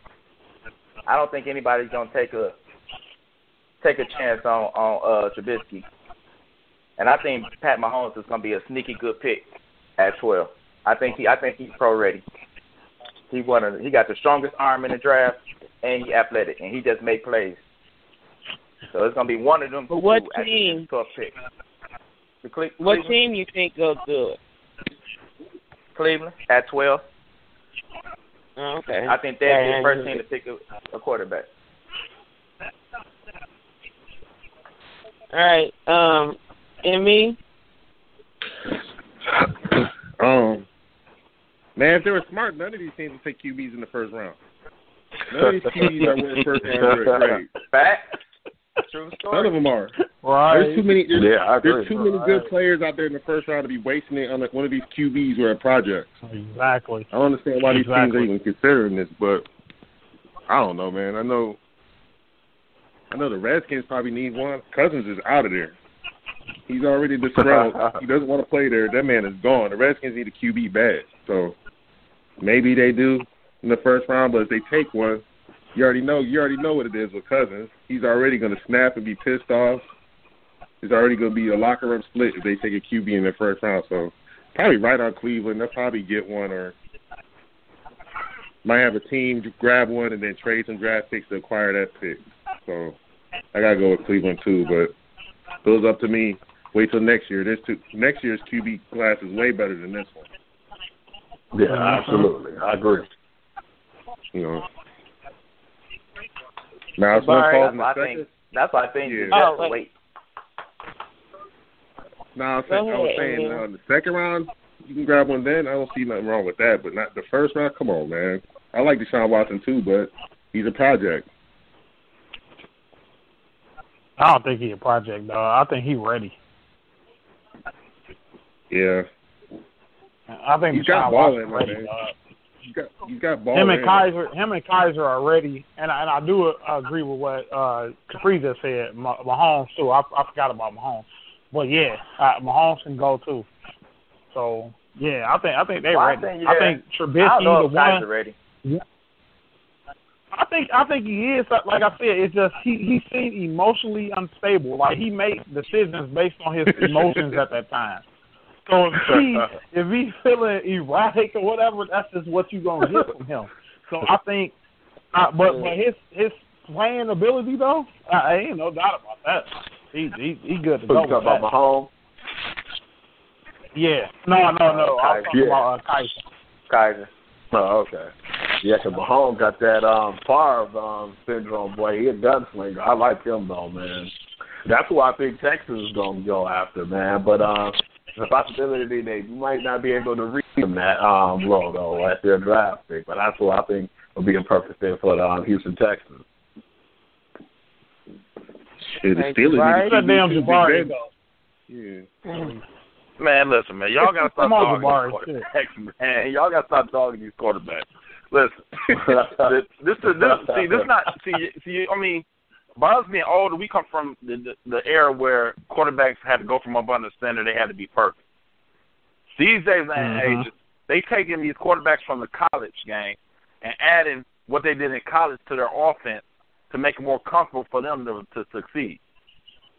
So, I mean, Deshaun Watson, he's not, all these quarterbacks are not your traditional quarterback getting up on the center, snapping the ball. A lot of these head coaches like, well, look, man, the college game didn't change. It's not like it used to be. So we're gonna change our whole offense up so when we draft this guy and make it a little easier for him. That's one of the reasons why Jeff Fisher got fired in L.A. because he didn't want to change the system to fit Jared Goff. Right. And the organization, because he's stuck as a coach. Yeah, he did, but everybody, Jeff Fisher's not a bad coach, man. He's just old and stuck in his damn ways. But he ain't won nothing since he left Tennessee. To stay on the question, I think San Francisco gonna be the first one to draft a quarterback because they got a coach over there who can mold quarterbacks. He resurrected what's this guy name from the Atlanta Falcons? Matt Ryan. Matt Ryan. He resurrected Matt Ryan. Yes, he resurrected him when he got over there. That was just that offense was just outstanding. And RG3 and Kirk Cousins paid benefits when he was in Washington. So he's a quarterback coach. So if they did draft the kid from North Carolina, I can't pronounce his name, so I'm just gonna say the kid from North Carolina. If they do draft the kid from North Carolina, it'd be good for him. It'd be like, you know what I'm saying? He gonna go to somewhere that somebody know how to mold a quarterback. And then, you know what I'm saying, and after them, they better hope somebody better draft him early. Everybody, Mitch, the kid from North Carolina, they better draft him early. They better not let him fall to old boy in Arizona. He's gonna really mold, and it's gonna be nasty. And it's gonna be nasty when he get done with it. Because if he's sitting there, he's drafting. Yeah. I'll tell you what, though, if Cleveland drafts a QB with their first pick, their franchise is finished. They might as well add his name up to that roster, to that jersey. For real. No, man, I'm trading out of that pick. They crazy. Give me some picks for this. Who wants this Myles Garrett? Yeah. Give me some Dallas almost. Right. Give us some draft picks. Mhm. Yeah. See, they talk about they talk about they have to understand too that they're in a good position to build their team. You know what I'm saying? Like, give me draft picks for the future.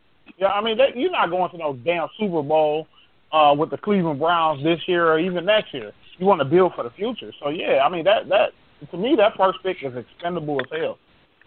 It's very expendable. I would be taking calls left and right. Huh? J.J. Watt, little brother, gonna be better than him. I'll trade that pick.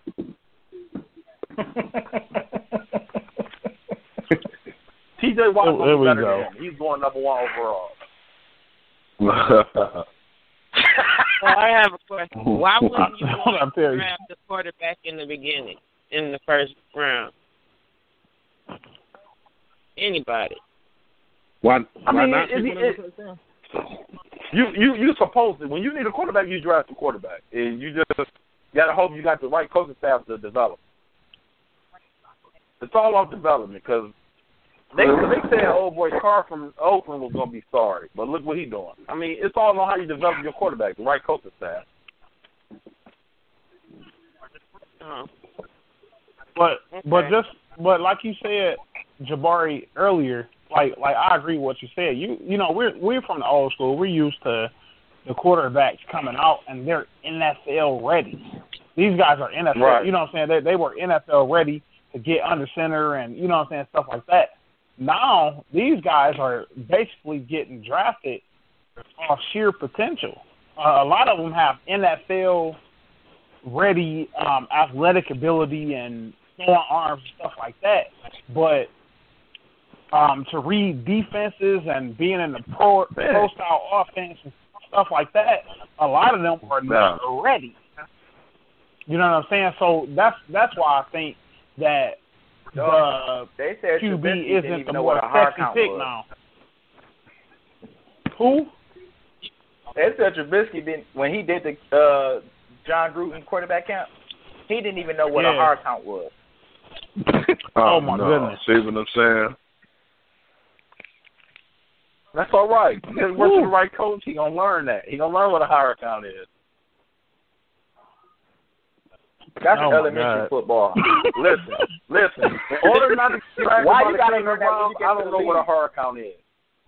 Man, I watch Friday Night I don't know what a hard count is. And they know what hard count is. Man, he know what a hard count is. He don't want to go. That man only started 13 games, and then the QB that he couldn't beat out of is trash. So how is this man suddenly just so great? He only played 13 games his whole career.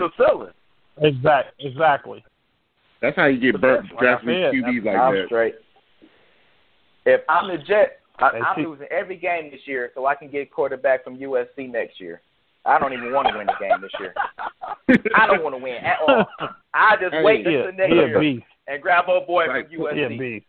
What I'm saying. Put Osweiler in there and let him get work. put Osweiler behind that line, let him get work.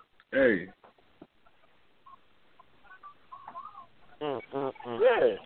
Okay. And you know who else? Think about QBs. Think about the last QB that didn't play that many games or start that many games that was drafted in the first round that I can remember is Ryan Tannehill. Look at that dude. I mean, look at his career.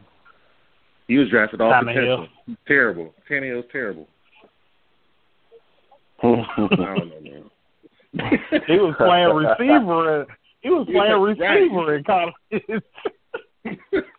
Who? The quarterback that got hurt, and they moved him from receiver to quarterback. Oh. And this one they was on their way to 20 in the draft until he got hurt, though. They was on their way to make the playoffs before he got hurt last year. Yeah. Oh my God, LeBron just traveled so bad. Jesus Christ! I saw that too. Hey man, I just read that to the basket, man. Oh my God! They did not call traveling on LeBron James at all. I swear to God. Look at this travel, man. You cannot do that, sir. Man, I think every game you would do something real crazy.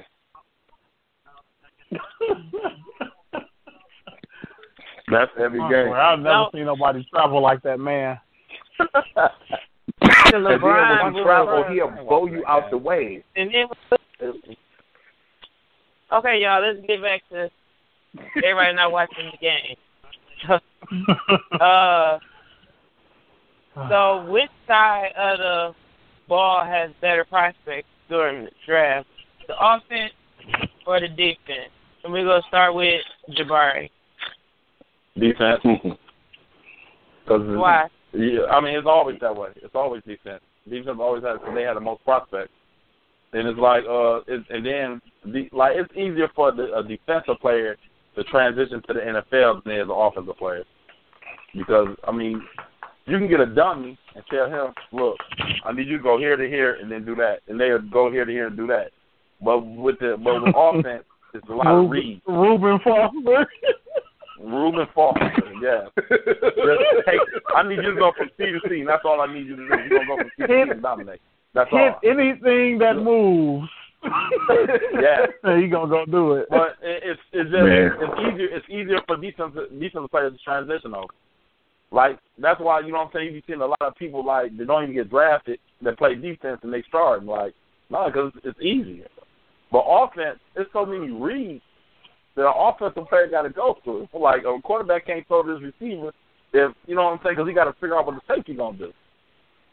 And then what's the safety delay? And you know what I'm saying? It's just so much. And then you get your receivers when they read routes, and they reading the linebacker and what the safety's going to know what route they're going to run. It's a lot. So I really think defense is always going to have better prospects in the draft because it's more likely offensive players going to be bust. All right, Capri. I'm on with Jabari. Defense all the way. Outside of running back, and I think what makes this draft bad is the offensive line is terrible this draft. Terrible. And that's usually it's usually the offensive line, the quarterback that kind of dictate how good a draft is, and the offensive line is terrible. So it's easily the defense. And me, what you think? Defense. Secondary is good. Got some good D linemen. Linebackers are good. You know, it's definitely defense this year. Like they said, the QBs are not that great overall altogether. Offensive line's not that great. So defense. Okay, Hugh?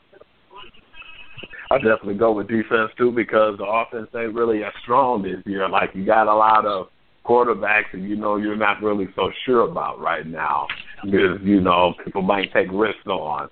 And then you look at it too, and you got some good run. You're gonna have a lot of running backs. It's running back heavy, but it all starts with the franchise quarterback, and then getting your offensive line together, which is like a pretty weak offensive line type of year. But yeah, I would definitely say defense, because all around, from the corners to the rushers, the interior, the defensive tackles, it's just too much right now to go on. I like how they kick my man in the face while he down, Reuben Foster, and all of those guys are talented, and it's not really much you need to tell them to really go out there and play the game. Yeah. But it's a little harder for offense, because you got to pick up some of these playbooks are complicated when it comes to the offense. So, yeah, I definitely will go with the defense this year, because they're pretty defensive heavy, first, second, and third round. Okay, this is off subject, but I got a question. If you're watching this Cleveland, Indiana game, who is this woman on the sidelines, on Indiana sidelines? I don't know what it is. Basketball is getting too soft. This is what they wear on the sideline. Anyway, James, I really got this pause on my TV. What is it? I don't know. Might be a stud or something. I don't know. Maybe that's the first transgender basketball player, because I don't know. Anyway, James, defense or offense? I'm gonna have to go with the majority. I'm gonna have to go with the fellas and say D. And when you look at the draft from the past, I want to say 10 years or so, it's been defense, man. And I think hitting on just taking a page from what Jabari said, it's easier. It's kind of easier to kind of fit in the league coming in on defense. And offense, I think with offense, it takes a minute for those players to kind of hit a stride. You know what I'm saying? Defense, you can come in and make an all-pro team, with the snap of a finger. If you know what I'm saying, you dominate on that side of the ball, and you're a good pass rusher or whatever, man, you get noticed real fast. So I just think it's defense, and it's been defense for a while, because that's all that gets taken in the first round now. The first two rounds is D ends, D tackles, and guys in the secondary, corners or safeties. So yeah, I gotta definitely go defense. It's not even close. All right. Oh, I really don't want Cleveland to win. Sorry. Well, hey. I really just. Guess what? I want this to be done, so I don't have to see LeBron till next season. So. But they're gonna cheat for LeBron. I know, right? Oh, I can't stand him. Traveling ass. We need to have another discussion with LeBron. Yeah, more assessment. You Steph still Curry with got away with 2 double dribbles. Ain't nobody crying. He sure did. Y'all shut up. He sure did. Yeah. Dude, Yeah, listen, I don't even watch Steph Curry no more. That is the Kevin Durant show, buddy. I That agree. is the Kevin Durant show not. now. Yes, that is. No, it's not. Yes, that is. I'm sorry. That is Kevin Durant's team now. They just role Rory, players. shut up. No, it's not. Yes, it is, dog. It's If Kevin a team Durant as don't a do nothing, they collective, lose. man. They play together as a team, dog. They That's play the together Kevin as a Durant team. buddy. That's We're Kevin not about to Durant talk team. about no basketball. We're not about to do it. I know, right? That's Draymond Green's team. Fact. I want to be real about it. It's Draymond and Durant team. Excuse me, fellas, for Hey, this Emmy, you still with us? NFL time. Yo. Hold This on, is y'all. I'm trying NFL to see if time. Emmy on. Emmy, you with us? Yeah, can you hear me? Yeah, we got you. All right. All right. He said, yo. Got another question, So Monique? let's bring this back to the NFL, the important sport here on earth. Yeah. So we talk about the draft. So Do you funny, think man. that how am I being ugly? I'm saying football is awesome. I said you being petty. Oh. But I'm just saying, y'all. Somebody called you ugly? Oh, I know that. Like, no. But no, do you think that the number a team gets in the draft, what number they get in the draft matters for their team? Like Tom Brady was in the 6th round, but he was awesome. You know what I'm saying? Like, do you think that the round matters? Where you pick. Okay, I see what you're saying. I see what you're saying. Do y'all understand what I'm saying? Yeah, it matters. Yeah. Does it matter for the player? Yeah, we got you. We got you. Yeah, it matters. I bet Dak Prescott. Yeah, that's all that matters. You get the money part. You play, you get on the field. Don't matter. You get on the field. Look, Dak Prescott, he's going to get what, 400,000 for the next 4 years? Mm-hmm. And he about to be the starting quarterback in Dallas? Ain't like he can renegotiate his rookie contract. He got to wait until his contract is up. Right. So, yeah, it mattered big time. But like I said, like Tom Brady was in the 6th round of the draft. Like, that didn't seem to matter. Like, I'm saying, like, the lower in the draft, the further along in the draft, does that matter for your team? Well, you make your money like what, 3rd round lower. That's where you get your depth and your value picks. You know. That's where you win your team at. That's where you get your team to win at, the lower the draft. That's what Seattle does so good. Late round. You said what? Them and New England. You build your team basically in the later rounds because you can go later deeper. rounds. You can really feel your needs in the like the first 3 rounds to me are full of like just put talent. That You know what I'm saying? You get your playmakers, your talent, but that back end, that's where you get your grimy, dirty, you know what I'm saying, dudes who fighting for your money hungry and one. stuff like that. That's your backbone. Back there. Yep. So I think it does matter to a point. I agree a little bit. I think you build your team at the top of the draft because that's where your money is allocated when it goes towards the salary cap. So if you got dead money on your books for salary cap, then that's kind of defeating the purpose of the back end of the draft being your backbone. Right. Yeah. So my husband, I think you can't find. And Jerome Bettis was in the 1st round, and my other husband, Brett Favre, was in the 2nd round. I'm just saying, like, the top tier. Go Green Bay.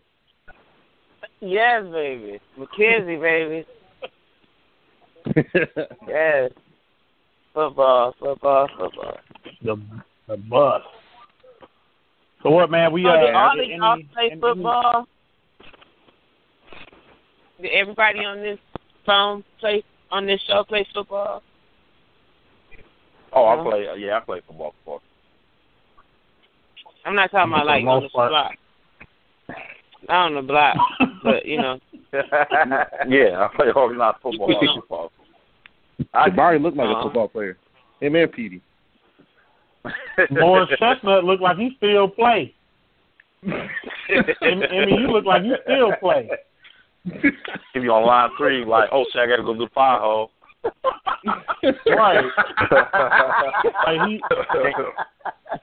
like Emmy looks like he just entered his name in the draft. He probably in the draft.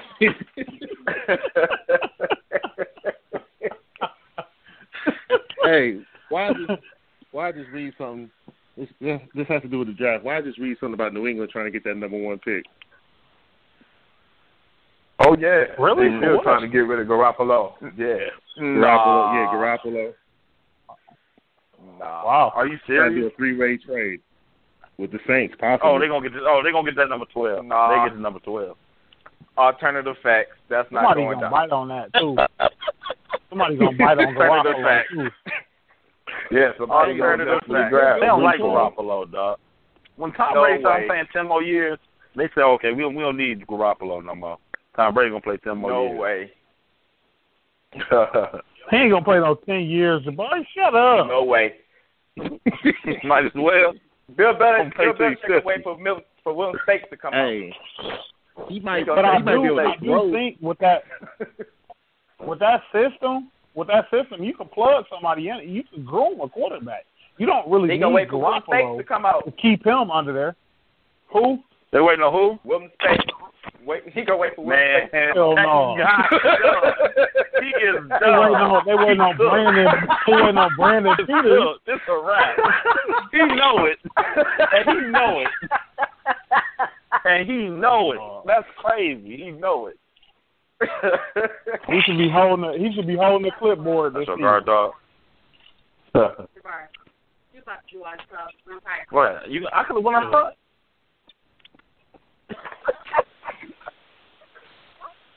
Jabari, is you getting cussed out? Yes, I am. Right. Oh my Yes, God! I am. I'm leaving. Oh, I ain't going no clothes. goodness. All right. We only got 4 minutes left. Oh, man. God. Had to get cussed out.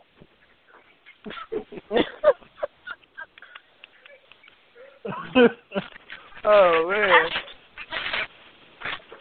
Jeez. Like somebody in trouble. Right. And I got slapped upside the head and everything. Oh, you took the fire? Mm-hmm. Yeah. Oh, man. Man, stop listening to my background. Let's finish talking football. Jeez. We got 3 minutes. We got 3 minutes left, man. Hey, we got. Hold on, fellas. Hold on. I got a question to throw out. The last question. We got 3 minutes left. Who y'all think gonna have the best draft this year? What team y'all think gonna have the best draft? Patriots. Monique, pick somebody. Shit. Packers. The Packers will have the best everything. Oh my God! I said pick a person to ask. Ain't nobody asked you to pick no damn I Packers. thought you said what team? Say the Packers. You. Come on, let's go around the round James? table. Did you start? I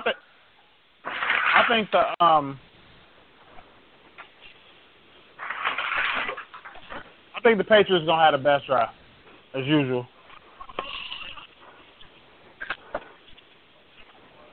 All right. Next, Capri. Patriots. Jabari. I'm about to shock the world. The Detroit Lions. Yeah. They made some good moves though. So, and me. Yeah, I was about to say that too, man. The Detroit Lions. Hopefully, that's a heart pick though. Hey, what if they draft Center Fournette, Jay? Oh my God, I'm gonna be all wrong. Oh, some other sucker draft him. Oh, there's another sucker draft him.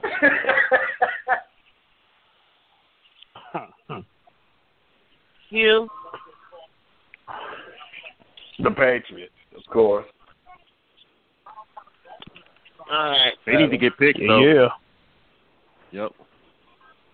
Green They Bay got all something up day. their sleeve.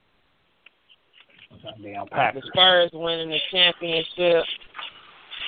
Green Bay winning the Super Bowl. I don't believe that, dude. Come on, Monique. Get us up out of here. All right, y'all. Thanks for coming out to our special guest, Capri, and me, and Jabari. Y'all names rhyme. Y'all could be like in a boy band. But we'll be back next week, Monday from 6 to 8, Beyond the Bleachers on E-Block Radio. Have a good week, and we out. Yep. Peace out. Yep. Take care. Yep. Deuces.